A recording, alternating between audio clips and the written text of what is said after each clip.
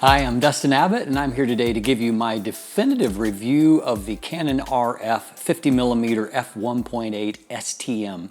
The Nifty 50, as they're often called, in many ways may be the most important lens that has been released on Canon's RF mount so far. The reason why I say that is while there are a lot of other lenses that will get us all more excited and are optically superior perhaps to this lens, it is this kind of lens that is kind of a system builder. It is often the gateway prime for many people who start off maybe with a kit zoom lens, and they're interested in dipping their toes into the prime waters. And this is an inexpensive and typically a very good performance to price ratio value proposition. It's a way to kind of jump in with minimal risk. And for that reason, it's a lens that will be owned by many people, as has been the case with Canon's 50mm f1.8 lenses for decades at this point. And in many ways, Canon has recognized that even when it comes to the Nifty 50 space, that there is room to bring some RF improvement there. And while the lens often in times past, a lens like this is referred to as a plastic fantastic, in this case we have a much improved lens on a whole lot of levels. I'm actually filming on it right now on a Canon EOS R5, and so you get a sense of how well it does in tracking my face during the talking head portion here, and also a little bit of an idea of video footage as well. Now today we're doing the definitive review, which is the long format, all the details. If you want the faster, more to the point review, check out the standard review instead.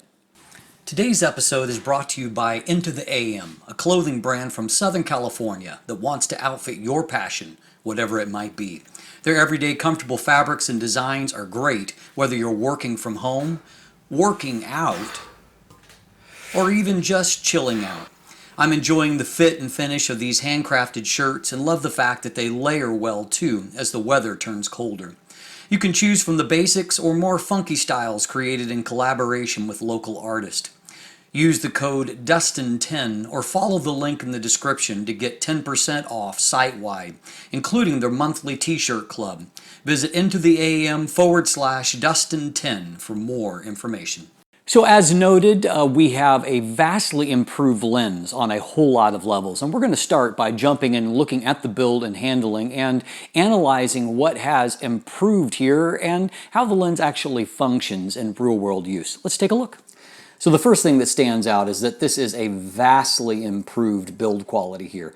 This actually feels like, a standard Canon consumer grade RF lens here, as opposed to the plastic fantastic that we've seen in the past. And I think the low water mark was the EF 50mm f1.8 Mark II, which was just plastic everywhere, plastic lens mount. It really felt like a toy in the hand, like it wasn't a real lens. This feels like a real lens, and it's much improved in terms of the visual appearance as well. As you can see, it actually has some style to it, a couple of accent rings, and I also think that the texture of the control/focus ring actually adds a lot of visual appeal to the lens itself. We now have a metal lens mount. Everything is still lightweight here. I don't want to oversell this, but everything actually feels like a real lens as opposed to what we have seen in the past. So let's break that down a little bit further. As expected, there is no weather sealing gasket. There is no internal seals here. This is it's a non-L series lens from Canon, which means you get no lens hood, means you get no weather sealing, and that's an automatic. It feels a little bit more excusable with a $200 lens, but I will note that if you want the lens hood, it's going to set you back an additional $40, which, in the case of the US market, it's a $200 lens. Lens hood is $40, that's 20%. Additional purchase price that is being added on. So, I will give a little bit of heat for that because there's plenty of lenses that are this cheap or even cheaper that come with a lens hood.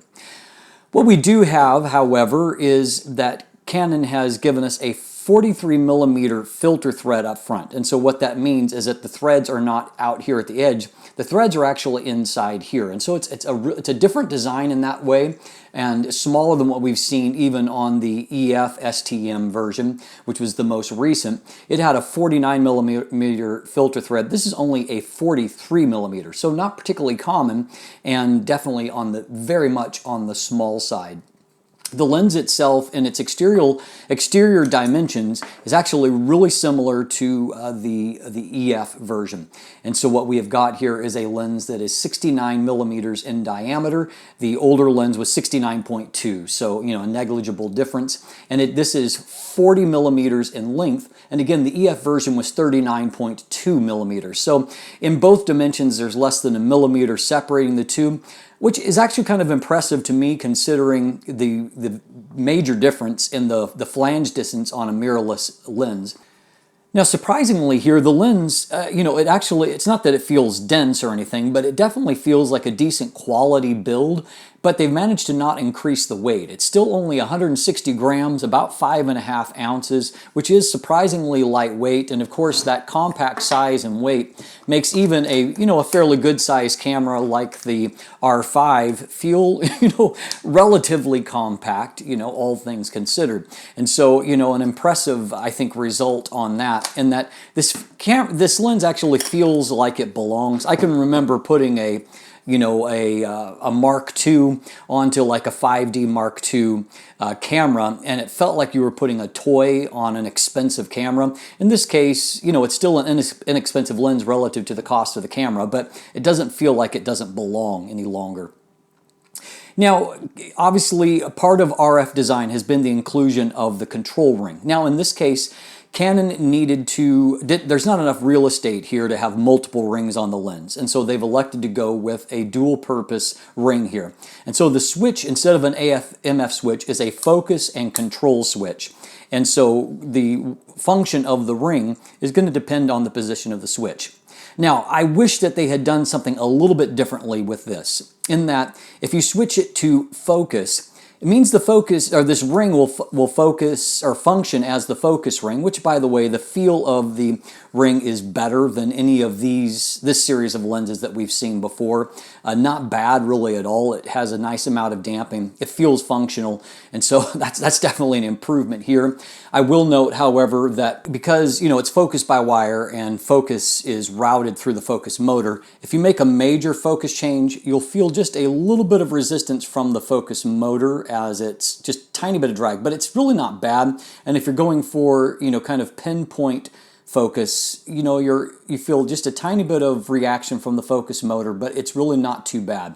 And so I don't mind the feel of the manual focus, but what I wish they would have implemented differently is that even when you switch into focus mode, the ring doesn't necessarily do anything unless you go into the camera and you change from AF to MF. And so you lose out on having an AF/MF switch, and most lenses on RF do have that switch, and so there's not really a whole lot of motivation to map it to one of the buttons, which means you have to go into the menus. So what I wish is that it could still kind of function like an AF/MF, and so if you wanted to just be in autofocus mode, switch it to the control ring and whatever function you have assigned there. But if it's in focus mode, just switch right into manual focus and allow the focus motor to function in that way. That's not what we get here, unfortunately. So with the control ring, you can obviously program that to whatever function you like. I will note that in this case, unlike most lenses, this is coming essentially declicked. And so if you have it programmed for aperture and you're shooting video, you might like the fact that there are no detents here, and so you can do a smooth, relatively smooth transition through your aperture settings. There are 7 rounded aperture blades inside. It does only an okay job of maintaining a circular shape. They're not particularly rounded, and so byproduct of that is that even by about f4, you do start to see an aperture shape. It's just not as awkward as what it was on the the original EF version with the 5 blades that produced a really weird bokeh kind of signature if it was stopped down at all. Other things to note is that our minimum focus distance is now only 30 centimeters, and so that increases the maximum magnification to 0.25 times. We'll delve into that a little bit more in the image quality section, but certainly that is an improvement over the 0.21 times that we saw on the EF STM version. So as you can see, a real lens now, not just a toy lens that happens to have reasonable optics inside. And so I definitely see a dramatic improvement there. Now, this lens obviously does not have an image stabilizer. However, if you're using it with one of the newer R5 or R6 or, future bodies to come, at the moment Canon is giving a 7-stop IS rating to the lens on the Canon EOS R5, which I've been using it on. And while I haven't torture tested stabilization, I can certainly say that it's clear that stabilization does make a difference. And so it's obviously an added bonus if you have a lens or a camera that has in-body image stabilization to be able to get that stability that gives you just a little bit more flexibility in how you use the lens, and of course particularly for handheld video capture as well. And so kudos to Canon for finally embracing IBIS, and it's on a lens like this where you would never see image stabilization, that it is so fabulous to have in-body image stabilization. Now, of course, this is the second of Canon's 50mm f1.8 lenses to receive an STM, or stepping focus motor. Now, in the last iteration on the EF version, the stepping motor was okay. It was definitely smoother and quieter in operation than the previous buzzy micro motors that we saw in the, the Mark I and Mark II of the lens EF versions. But focus speed was not really all that fast. It was fairly deliberate in operation. And so you got some improvement, but certainly not a speed improvement over previous lenses. In this case, we have a stepping motor, yes, but it is a dramatically improved stepping motor. It shows the maturation of what Canon is capable of with their stepping motors. And so in this case, you have not only still a smooth and quiet focus motor, but you have a dramatically faster focus experience, to where focus speed, while maybe not the upper top tier that I've seen, is certainly not going to leave anyone wanting in terms of speed. You can go from close focus to infinity in a split second. I mean, there's very little noticeable change in focus between those two positions. It just gets the job done. And so that's a very, very welcome improvement. There's a good quietness to the focus motor. You don't hear a lot of, in everyday stills photography use, you're not going to hear the focus motor very much. As I noted in the build section, you will feel just a tiny bit of drag and a tiny bit of noise during manual focus. It is a front focusing design, so there is an inner barrel that extends out not particularly far, about a centimeter, but a little bit of extension as you get towards minimum focus.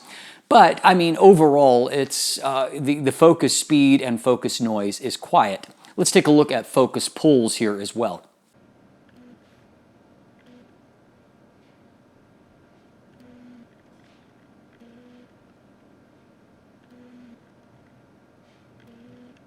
So you can see from those focus pulls that there is minimal noise in those focus pulls, and also a good amount of speed in going back and forth. And I've also found in shooting a number of segments like what I'm doing right now that it's also good and reliable for tracking the eye and giving a stable performance there without hunting or pulsing. We have a huge benefit here. I noted that when I reviewed the EF STM version of the lens that I had a couple of copies that I tested, and I had to make a major AFMA micro adjustments with both of them to get accurate focus. It just, they weren't as reliably calibrated as some of the better lenses.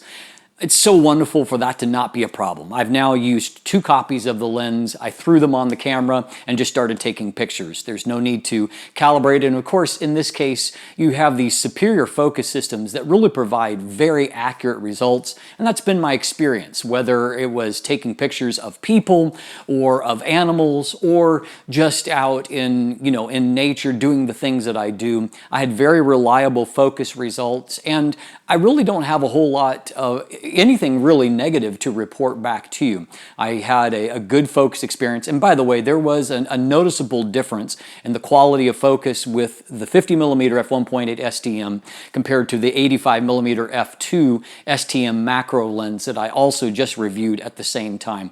And so one was far less frustrating to use in the field, and surprisingly, it was the cheap one that was a much easier lens to use out there.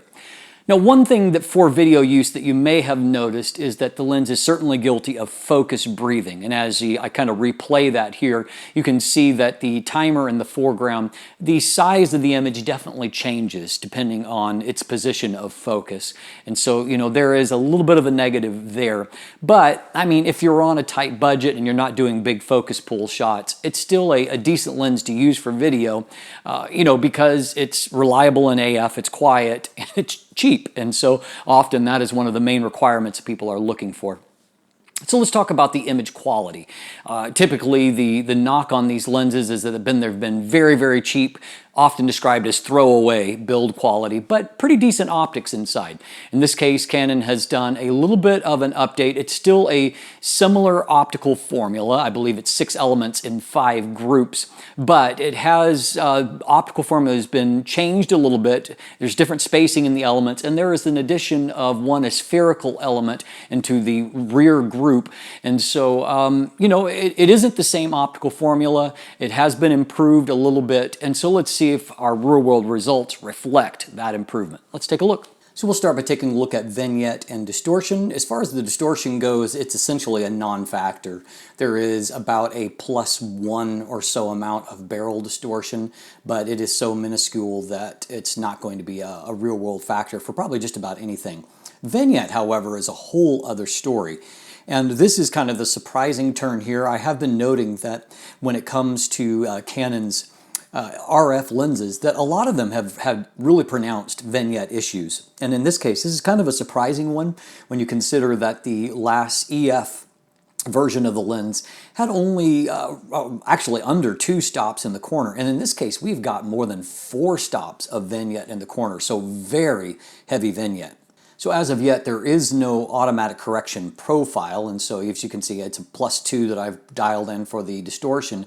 But you see here in the vignette, I've had to max out the slider at 100 and slide all the midpoint over to 13 to try to get an even end result. I have to tell you, there's been very few lenses I've had to max out the slider with to try to manually correct for. And so this is a fairly stupendous amount of vignette. Really surprising, considering that this is a pretty tried and true, you know, if it's not the exact same optical formula, but it's a similar optical formula that, you know, Canon has been utilizing for 30+ years at this point. So if we take a look at our longitudinal chromatic aberration, we can see that this lens definitely does suffer a bit. There's a bit of purple fringing here, but there's a more pronounced green fringing that you can see after the plane of focus here. And you can see a pretty marked improvement when you stop down to f2.8. Obviously contrast is stronger, but also a lot of this fringing is reduced either before or after the plane of focus. So, you know, this is the case with longitudinal chromatic aberration. It does tend to improve when stopped down, and the byproduct is you get more contrast, as you can see comparing this box to this box. In this demanding real-world shot, you can see that there's a lot of, you know, lines here before the plane of focus. So there's some purple fringing you can see on that. A little bit on the snow on the top of this particular shot. And so this is wide open f1.8 and, you know, at infinity, so it's a more demanding type situation. It's also on a high resolution 45 megapixel body, so byproduct of that is that you end up with the fringing occupying more pixels, becoming more visible. So we took a look at our longitudinal chromatic aberrations. I thought I'd show you an image where, you know, there's the likelihood of lateral chromatic aberrations. And you can see there is a little tiny bit here along the edge of the frame. And this is very demanding, by the way. I mean, if you have anything with a background of snow, it really highlights the fringing. You can see that there is very, very little of the lateral CA. So that's really not a problem here. And of course, that's going to further help, you know, there to be pretty good contrast at smaller apertures here. So often those uncorrected aberrations have the effect of reducing contrast somewhat. And that's what we see here. We can see that textures just seem to have a little bit of like a little bit of a Vaseline smear over the top of them. And that's particularly obvious down here in the corner, where that haze is a little bit more pronounced. And so the resolution is actually not bad, as you can see, but there's kind of a haze there that really is reducing contrast. And so, that's the impact of these kind of spherical aberrations. Now, in this case, I actually purchased one of these myself, and so I had the opportunity to then field test a couple of them side by side. And so copy 1 on the left, copy 2 on the right, and it's identified as my RF50. What you can see is that the second copy has a little bit better contrast than what does the first one. And that's particularly noticeable here, where resolution looks a little bit higher, contrast looks a little bit improved. Looking down into the corner, our exposure values are not identical here, but you can see that while the resolution fall off is fairly similar, contrast is a little bit better on the second copy. So one of the notable differences between this lens and the far more expensive f1.2L is when it comes to that acuity, ability to render the fine details. Now, this image doesn't look too bad, actually. This is, I think, one of the better examples here. Contrast looks fairly good, but it doesn't have that ability to really render fine details. I'll give you another example here. And so we'll zoom back out for a moment. So globally, contrast looks pretty good. The image itself looks pretty good. But as you zoom in here, like the fine hairs around the eye are not sharply delineated like they were when you're looking at the f1.2 lens, which really is a fantastic lens in terms of its ability to have that acuity where it can resolve fine details even at a pixel level. So the cheaper version, unsurprisingly, isn't as good at that.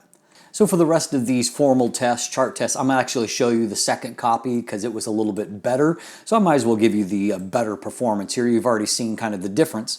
So what we can see is that in some cases, some lenses that are f1.8, they show a significant improvement stop down to f2. That's not really the case here. You do get a very mild contrast boost. As you can see a little bit, the brights are a little bit brighter here. So a little bit of that haze is lifted, but we're not talking about anything significant across much of the frame, although in the corner you can see probably the most notable improvement. So in this case, the real leap forward kind of comes between f2 and f2.8. And so I want you to note kind of here on the prow of the ship, you can see that the detail is much finer there at f2.8. You can also see it in the text looks inkier as some of those aberrations start to lift. There's a notable improvement when it comes to the mid-frame performance, where you can see just a lot crisper detail there, better contrast. And if we pop back down here to the corner shows the most marked improvement, to where corner, particularly in this zone, looks really, really fantastic on this side.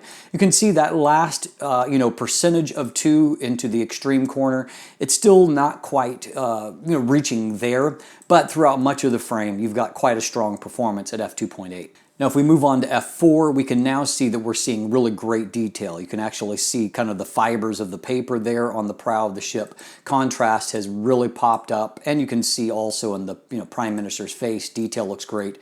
And down here in the corner, things are looking really crisp and a very good contrast. And so that's always been the strength of this optical formula. At smaller apertures, it is very competitive with much more expensive lenses. Here's a real-world f4 example. This was actually taken with copy number 1, but you can see that even copy number 1, which was not quite as good as copy number 2, but you have lots of detail across a 45 megapixel frame. And so, I mean, again, it's capable of great resolution results at smaller apertures. Stopping on down to f5.6 gives us a little bit more contrast, and you can also see that the picture is kind of completed now and that resolution is reaching right into the corners. And so you're going to see your peak somewhere here around f5.6 on a higher resolution body like the R5, and at f8 the improvement is not particularly noticeable. However, it's certainly not any worse. And so you're getting a fairly equal result with maybe even a hair more contrast. Now, a minimum aperture is f/22, fairly small here, and what you can see is that while our image looks brighter compared to wide open f/1.8, the ability to render those fine details is not there, and so that's the effect of diffraction that has robbed a lot of the contrast and acuity away from the lens. Now, Canon started a trend with the EF version of the lens where minimum focus distance was moved closer to 35 centimeters, I believe, and also maximum magnification improved to, I believe, 0.21 times. In the newer version, we've been able to go closer still, down to 30 centimeters, and magnification is now 0.25 times. However, the trend that I saw there before also continues in that close-up performance is actually not really all that great. So you can get closer, but at wide apertures f/1.8, you don't have a lot of great contrast, and you can see that stopping down to f/2.8 dramatically improves contrast, as it does, by the way, as we've already seen across the board, but it's a little bit more exaggerated at the up close performance. You can also see that there definitely is some field curvature, and so your area that is sharp and in focus is fairly small. So this is not going to be the kind of lens you're going to want to reproduce documents with up close. It's not a very flat plane of focus. Here's another real-world result that shows, very close to minimum focus, that are at f/1.8, our contrast is really not fantastic. So while this has a really good reproduction ratio, 0.225 times is really useful. That's a quarter life size. But it's not particularly sharp, and so it's not going to actually be a substitute for a macro lens just because that contrast is not really all that fantastic. So let's talk about bokeh quality. We saw the aperture shape geometry before, but I thought I'd zoom in and give you a closer look here at the actual bokeh circles, which with these bright lights, they actually look really clean. I mean, there's not hardly any busyness inside. The outer line is not strongly defined. There's not a lot of fringing here to outline them, and so I consider this to be a very, very good end result here. Now, in most situations, that does translate into pretty nice real-world bokeh, particularly if you're at close focus distances and the background is very blurred. You can see that things look, fairly creamy here, and the background is nicely blurred out. This shot here, I mean, again, there is some potentially busy backgrounds here, but when you have a good ratio where you're close to your subject and the background's further away, you end up with really good results. And this image kind of stood out to me as having some better kind of real-world contrast at f/1.8 as some of the other images. But you can see as we get off closer to the edge that contrast starts to diminish. But the upside is that the background is fairly soft. I thought this image actually looked really great.